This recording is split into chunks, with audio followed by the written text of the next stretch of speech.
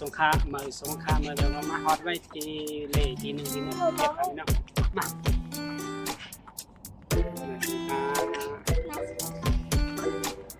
มาเด็กค่ะนะมาเด็ก ก่อ ค่ะ นที่รอลูก ก็หนู มาเด็กมีโซนรถไทยครับพี่น้องมา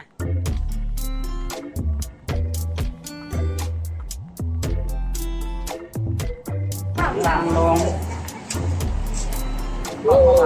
ลงก่อนรถไฟใต้ดินต้องกันเนาะ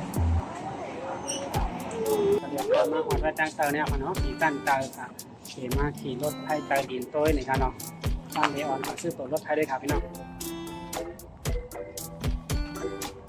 หนึ่งสงขลาอันนี้จะเป็นตีตามรถไฟใต้ดินครับเนาะมาเปิดไว้ตั้งแต่นี่ครับเปิดวันซื้อดินแล้วไปขึ้นบ้าน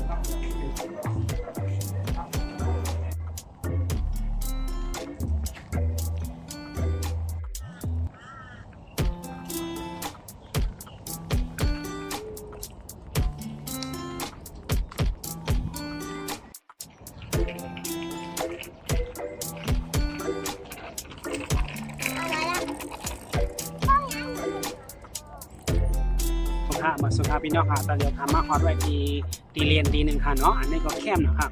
เขาเฮ็ดไว้มันเป็นเปิดเฮ็ดไว้ตีเรียนตีปั่นสปริงเรียนจังไหนครับพี่น้องเนาะในขาตั้งหลังคันในจอหันค่ะ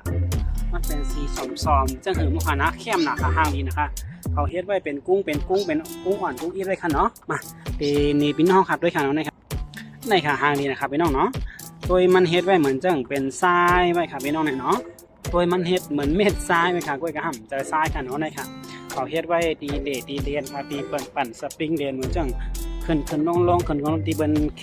แป่งกันแข่งกันเรียนค่ะจังไหนกันเนาะในค่ะเนาะด้วยค่ะพี่น้องแคมนะคะนี่ค่ะ